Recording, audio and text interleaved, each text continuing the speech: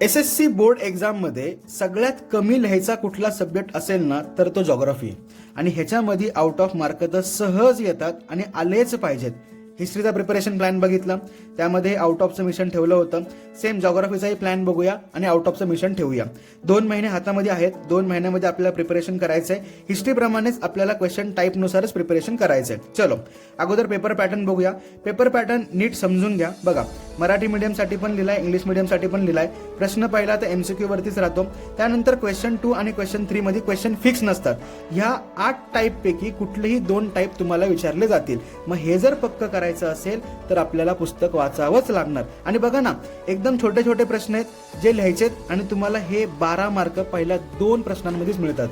त्यानंतर नकाशा भरणे आणि नकाशा वाचन यासाठी सुद्धा रीडिंग महत्वाचं आहे. त्याच्यामध्ये सुद्धा 8 मार्क झाले, म्हणजे 20 मार्क पहिले तुम्ही सहज 30 मिनिटांमध्ये मिळवू शकता.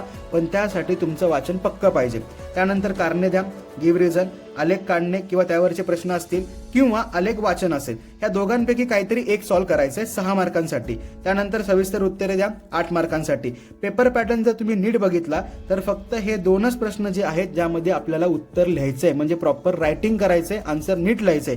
बाकी सगळे प्रश्न हे तुमचे पूर्णपणे रीडिंगवरती डिपेंड असतील. त्यामुळे वाचनाचं महत्त्व तुम्हाला आतापर्यंत समजलंच असेल. मग प्रिपरेशन करताना प्रत्येक वेळेला धडा नीट वाचा. वाचताना काय करताल, ठिकाणे, राज्ये, प्रदेश, नदी, कमी जास्त लोकसंख्या असणारे, पर्जन्य असणारे ही ठिकाणं लिहून ठेवा.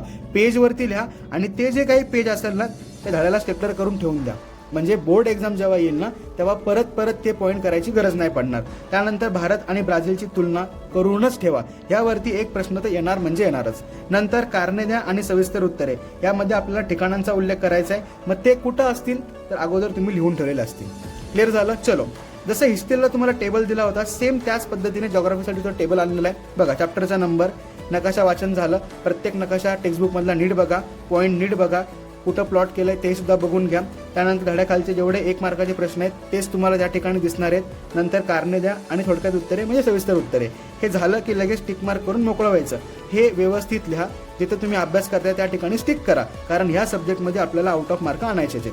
क्लिअर झालं? चलो, आता महत्वाची गोष्ट, आलेख काढणे, त्यावरचे प्रश्न किंवा आलेख वाचन याच धड्यांमधले पडणार आहेत. त्यामुळे पहिले हे मार्क फिक्स ठेवा. नंतर जर तुम्हाला नकाशाचे पॉईंट्स हवे असतील पटकन कमेंट करा, व्यवस्थित प्रिपेअर करा. प्लॅन कसा वाटला कमेंट सेक्शनमध्ये नक्की सांगा. काय डाऊट असेल तर नक्की विचारा. Bye bye, all the best.